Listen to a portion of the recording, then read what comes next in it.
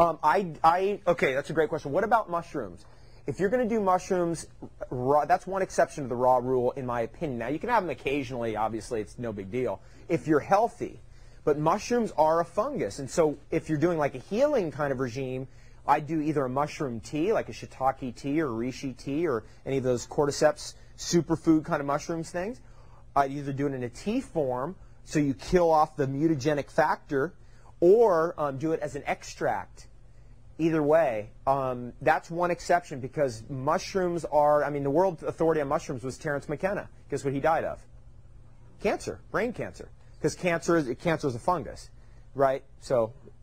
Can you talk about hyperbaric oxygenation? Very good. Hyperbaric oxygenation is excellent and very good to add into your overall healing regime. See, what we're talking about here, all these are just ideas, and you just can add them all in.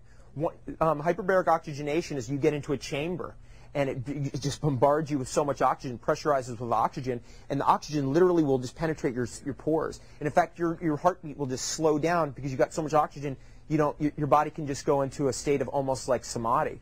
Really cool. And those are now becoming popular, and that's another tool of the future. I'll tell you one thing about the camu berry powder and these vitamin C powders that are now available in health food stores, acerola berry, amla berry. Those are amazing because they increase the production of hydrogen peroxide by your white blood cells. That's how vitamin C works, by the way. That's the main thing that vitamin C does. It allows your white blood cells to produce more hydrogen peroxide. Now, what are your white blood cells? Why are they using hydrogen peroxide? Because they use hydrogen peroxide to kill viruses, bacteria, mold, candida, and cancer. Isn't that amazing? If that's the white blood cell's weapon. So this would help with some of the symptoms of detoxification. Oh, to have more oxygen. Let's talk about that. Good question. Third week into being raw, of course, I jumped right in, and by the third week, I was doing two tablespoons a day of your green food, and I said, oh, this is great, I've got all this energy.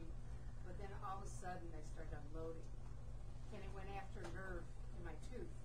And for 2 days, I'm pacing the floor, and I'm muscle testing for different things, and couldn't figure it out until I remembered that in the parasite kits that they include arginine and ornithine, and their explanation about the ammonia waste, and took it, and the pain was gone immediately. So I'm listening to what you're saying about the hydrogen peroxide and thinking again, our bodies are unloading all this toxins. So anything that'll help the body get rid of it, including like vitamin C, the camu berries, sounds like it would be another tool. Oh, yeah, that's why like on when you're doing a heavy metal cleanse, they recommend MSM vitamin C combination because it locks that stuff up. And also those things are incredible detoxifiers.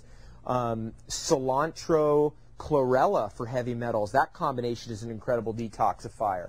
Grass juice is an incredible detoxifier for heavy metals. And those three protocols right there is what I recommend for heavy metals first.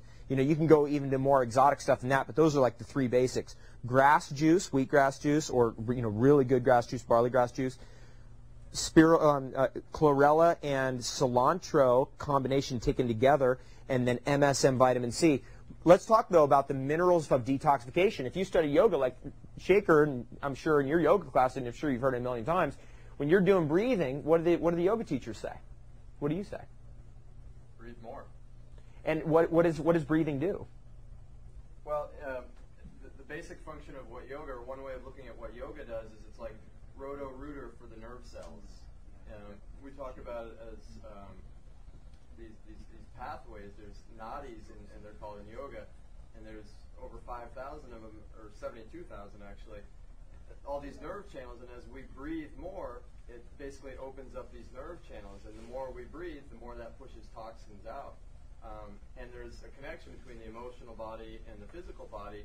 I've seen it a lot of times where people get into certain positions and breathe, and all of a sudden they start crying because emotions are stored in the hips or in the back.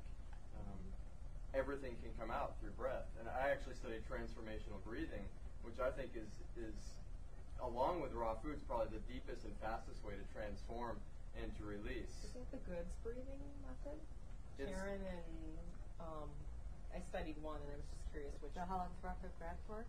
transformational Is it breathing. with By the Goods? No. Okay. Transformational breathing came out of rebirthing. I studied with the founder of it. She was started out as a rebirther in the 70s and then was guided to transform into a different way. And there's a lot of different kind of brand names out there of breathing techniques, and I think transformational breathing is probably the most technologically advanced. It brings in the most holotropic, and a lot of them are great, and anything that gets us to breathe more. And in yoga, there's a million different kinds of breath exercises. Anything that gets us to have more awareness and more breathing is helpful, and there are certain ones that are more helpful. The main reason I want to talk about that is because when you're doing breathing in yoga, it's about detoxification. And so oxygen is the main, locks up. See, this is why like ozone therapy, which Dr. Hitt does, works so well, because the oxygen locks up all the toxins and gets everything out. It oxidizes the toxins. I've seen people who had like gunk, like little cysts on their arms, like little things like that, and had ozone injected straight in, and in one shot. Now, it's something that this person couldn't get rid of, trying everything. I mean, everything under the sun, fasting, every kind of like 40-day fast, everything. One injection of ozone directly into that cyst knocked half of it out in one injection. Like that, because oxygen just chelates those toxins up and just pulls them right out. So oxygen is the #1 detoxifier. Number 2 is sulfur. Number 3 is magnesium. And number 4 is calcium. So calcium's main role is a detoxifier. It's not even about bone building, which is totally, I mean, that's totally foreign to what you hear. It's amazing. So number 1, oxygen is a detoxifier. Sulfur, number 2. I mean, the main mineral in the liver is sulfur. It's the main mineral in the liver. Number 2 mineral in the liver is iron. Then we have magnesium. Then the other one would be calcium. And then 5th would be iron. This is for detoxification. Cool. All right. Yeah. Okay. Would you? Yeah. Come on up. And we'll talk about Maui too. Yeah. Cool. Well, along with detoxification, and again, since it is